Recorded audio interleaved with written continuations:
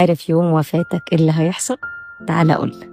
أهلك وصحابك هيبقوا تحت تأثير الصدمة وهيقعدوا يعيطوا وإنا لله وإنا إليه راجعون، لا حول ولا قوة إلا بالله، وهيدوروا على حد عشان يغسلوه، وبعد كده هيطلعوا تصريح الدفن، وأهلك وصحابك هيكتبوا على الفيسبوك بوست: توفي إلى رحمة الله فلان الفلاني أو فلانة الفلانية، وصلاة الجنازة في المسجد الفلاني بعد صلاة الظهر. في اللي هيكتفي إن هو يكتب ريست إن بيس، وفي اللي هيكتب الله يرحمه يا نهار أبيض، وتليفونك هيفضل يرن لمدة 48 ساعة مثلا.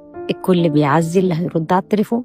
هيطلعوا بيك على مدافن العيلة، هيفتحوها، هيقلعوا الجزم وينزلوا يوصلوك، والشيخ هيقعد يدعي دعوتين ويقول لنا عبرتين، وهيقفلوا عليه وهنسيبك ونمشي. في ناس هتيجي العزا وهي منهارة، وفي ناس تانية هتيجي متشيكة وجاية تعمل الواجب، وفي ناس تانية جاية تقابل ناس من أهلها ما شافتهاش من سنين، فالعزا زيه زي الفرح. بعد كده هيروحوا ياكلوا عادي جدا.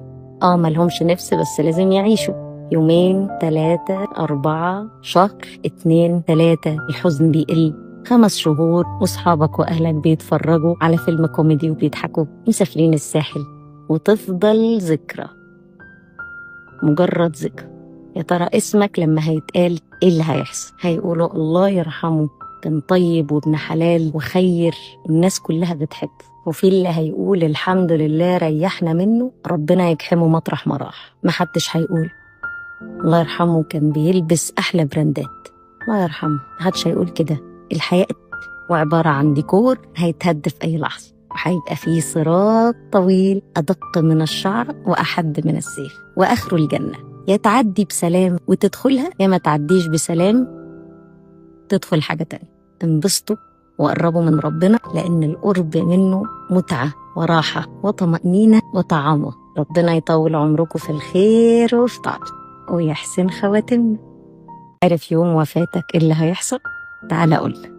أهلك وصحابك هيبقوا تحت تأثير الصدمة وهيقعدوا يعيطوا وإنا لله وإنا إليه راجعون، لا حول ولا قوة إلا بالله، وهيدوروا على حد عشان يغسلوه، وبعد كده هيطلعوا تصريح الدفن، وأهلك وصحابك هيكتبوا على الفيسبوك بوست: توفي إلى رحمة الله فلان الفلاني أو فلانة الفلانية، وصلاة الجنازة في المسجد الفلاني بعد صلاة الظهر. في اللي هيكتفي إن هو يكتب ريست إن بيس، وفي اللي هيكتب الله يرحمه يا نهار أبيض، وتليفونك هيفضل يرن لمدة 48 ساعة مثلا. الكل بيعزي اللي هيرد على التليفون.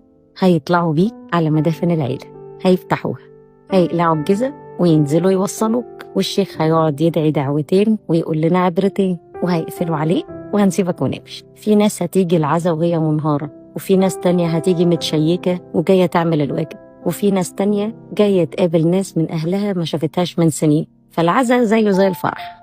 بعد كده هيروحوا ياكلوا عادي جدا. ملهمش نفس، بس لازم يعيشوا 2 3 4 شهر 2 3، الحزن بيقل 5 شهور، وصحابك وأهلك بيتفرجوا على فيلم كوميدي وبيضحكوا، مسافرين الساحل، وتفضل ذكرى، مجرد ذكرى. يا ترى اسمك لما هيتقال ايه اللي هيحصل؟ هيقولوا الله يرحمه، كان طيب وابن حلال وخير، الناس كلها بتحبه. وفي اللي هيقول الحمد لله ريحنا منه، ربنا يجحمه مطرح ما راح. محدش هيقول الله يرحمه كان بيلبس احلى براندات، الله يرحمه، محدش هيقول كده. الحياة وعبارة عن ديكور هيتهد في اي لحظة، وهيبقى فيه صراط طويل أدق من الشعر وأحد من السيف، وآخره الجنة. يا تعدي بسلام وتدخلها، يا ما تعديش بسلام تدخل حاجة تانية. انبسطوا وقربوا من ربنا، لأن القرب منه متعة وراحة وطمأنينة وطعامة. ربنا يطول عمركم في الخير وفي طاعته ويحسن خواتمنا. عارف يوم وفاتك إيه اللي هيحصل؟ تعال أقولك. أهلك وصحابك هيبقوا تحت تأثير الصدمة وهيقعدوا يعيطوا وإنا لله وإنا إليه راجعون، لا حول ولا قوة إلا بالله، وهيدوروا على حد عشان يغسلوه، وبعد كده هيطلعوا تصريح الدفن، وأهلك وصحابك هيكتبوا على الفيسبوك بوست: توفي إلى رحمة الله فلان الفلاني أو فلانة الفلانية، وصلاة الجنازة في